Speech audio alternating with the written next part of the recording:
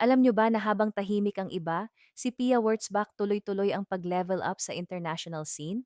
From exclusive fashion dinners, luxury brand appearances, hanggang sa isa sa pinaka-glamorous charity events sa buong mundo, the Amfar Gala sa Cannes. Pero eto ang napansin ng fans, bakit parang bawat appearance ni Pia lately laging may pinag-uusapan online? At bakit may mga nagsasabing mas lalo raw siyang untouchable ngayon sa international fashion world? Hintayin nyo yung latest niyang Cannes appearance dahil maraming fans ang napansin ng isang detalye na hindi basta coincidence. For the past few years, hindi na lang beauty queen si Pia. She slowly transformed herself into a global fashion personality. And honestly, hindi madaling gawin yon. Kasi sa international fashion scene, hindi sapat na sikat ka lang sa Pilipinas. You need connections, branding, presence, confidence, at higit sa lahat, consistency. At mukhang yan exactly ang ginagawa ni Pia ngayon. Kaya naman nitong Cannes season, halos sunod-sunod ang appearances niya sa iba't ibang high-profile events. At bawat event, mas lalong pinag-uusapan online.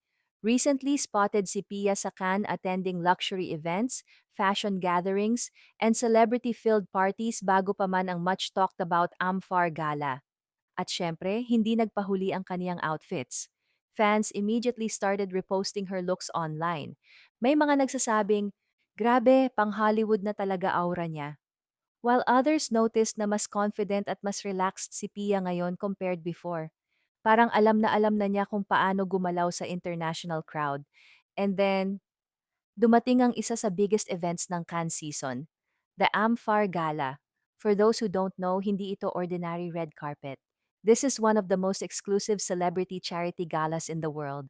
Hollywood stars, fashion icons, billionaires, supermodels, lahat nandyan. Kaya malaking bagay kapag invited ka rito. At nang maglabas ng photo si Pia from the event, boom, nagtrending agad sa social media. Pero syempre, hindi mawawala ang comparisons online. May mga fans na muling ikinumpara si Pia sa ibang Filipina fashion personalities attending international fashion events. And as expected, nagkaroon na naman ng debate sa comment section. May Team Pia, may Team Heart. May nagsasabing si Pia raw ang pinaka-visible internationally ngayon, habang may ilan namang nagsasabing mas matagal nang established sa fashion world si Heart Evangelista. Pero isang bagay ang mahirap i-deny, Pia is now playing in a completely different arena. Hindi na lang beauty pageants, hindi na lang endorsements, international luxury fashion events na talaga. And fans noticed something interesting. Despite all the online comparisons and pressure, parang mas lalong naging kalmado si Pia lately. Less reacting, more appearances, more connections, and more presence. At minsan, mas malakas ang dating ng tahimik. And another thing fans notice, parang every appearance ni Pia ngayon, mas calculated. From the styling to the timing ng pag-post, to the people she's seen with during events, it feels like she's building something bigger internationally.